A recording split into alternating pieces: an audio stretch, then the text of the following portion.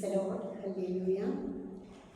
പ്രിയപ്പെട്ട Carmel രൂഹ ministry കുടുംബാംഗങ്ങളെ, ഈശോ ഒരുപാട് സമയം പ്രവർത്തനങ്ങളിൽ ഏർപ്പെട്ടുവെങ്കിലും പ്രഭാതം മുതൽ പ്രദോഷം വരെ ഒരുപാട് പ്രവർത്തനങ്ങൾ എന്ന് വെച്ചാൽ പിതാവിൻ്റെ ഹിതം നിറവേറ്റുന്ന ശുശ്രൂഷകൾ ധാരാളം ചെയ്തുവെങ്കിലും കൂടുതലായിട്ട് ഈശോയുടെ ജീവിതത്തിൽ നിന്ന് നമുക്ക് ധ്യാനിക്കാൻ സാധിക്കുക കൂടുതൽ സമയം ഏകാന്തതയിൽ ചെലവഴിച്ചു, മലമുകളിൽ ചെലവഴിച്ചു, ഗെത്സമൻ തോട്ടത്തിൽ ചെലവഴിച്ചു, പതിവ് പോലെ മലയിലേക്ക് പ്രാർത്ഥിക്കാൻ പോയി, പതിവ് പോലെ വിജന പ്രദേശത്തേക്ക് പോയി എന്ന് പറയുമ്പോൾ വിശുദ്ധ യോഹന്നാൻ അധ്യായം 6:9 അവൻ തനിയെ മലമുകളിലേക്ക് പോയി.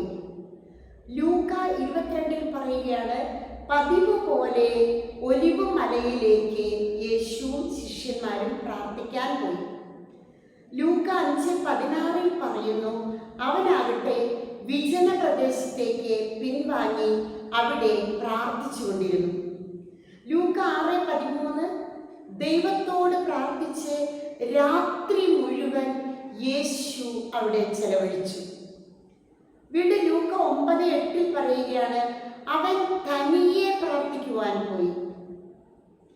ലൂക്ക 9:28 പത്രോസ്, യാക്കോബ്, യോഹന്നാൻ എന്നിവരോട് കൂടെ ഒലിവ് മലയിലേക്ക് പതിവ് പോലെ യേശു പ്രാർത്ഥിക്കാൻ പോയി. വീണ്ടും ലൂക്ക 9:37 പിറ്റേ ദിവസം മലയിൽ നിന്ന് ഇറങ്ങി വന്ന് വലിയൊരു ജനാവലിയെ കണ്ട് അവിടുന്ന് പഠിപ്പിക്കാൻ തുടങ്ങി.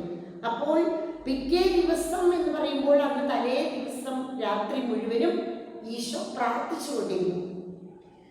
യോഹന്നാൻ 11:11 യേശു, അപ്പോൾ പ്രാർത്ഥനയിലായിരിക്കുന്ന യേശു മുഴുവൻ സമയവും പ്രാർത്ഥിച്ച് അതിൽ നിന്ന് കിട്ടിയ ശക്തിയാണ് പിതാവിൻ്റെ ഹിതം തിരിച്ചറിഞ്ഞ് ആ ഹിതമാണ് ഈശോ ശുശ്രൂഷകളായിട്ട് താഴ്വരയിലേക്ക് വന്ന് ചെയ്തത്. വലിയ ജനാവലി തിക്കി തിരക്കിക്കൊണ്ടിരുന്നെന്ന് പറയുമ്പോൾ ഈശോയുടെ ഒരു കരസ്പർശനം, ഒരു നോട്ടം, ഈശോയെ ഒന്ന് തൊടുക, ആ വസ്ത്രത്തിൽ തൊടുക, ഈശോയുടെ ഒരു വചനം, അങ്ങനെ ജനം മുഴുവൻ ചുറ്റുകൂടി. കാരണം ഈശോ പ്രാർത്ഥിക്കുന്ന വ്യക്തിയായിരുന്നു, പിതാവുമായി ഗാഢമായ ബന്ധത്തിലായിരുന്നു. പിതാവിൻ്റെ ഹിതം രാത്രി മുഴുവൻ അന്വേഷിച്ചറിഞ്ഞ് പിന്നീട് ഇറങ്ങി വന്ന് ജനങ്ങളെ പഠിപ്പിക്കുകയായിരുന്നു. ആയിരുന്നവരും ആയിരിക്കുന്നവരും വരാനിരിക്കുന്നവരും സർവശക്തനും ദൈവമായ കർത്താവ് പരിശുദ്ധൻ പരിശുദ്ധൻ പരിശുദ്ധൻ. വെളിപാട് 4:8.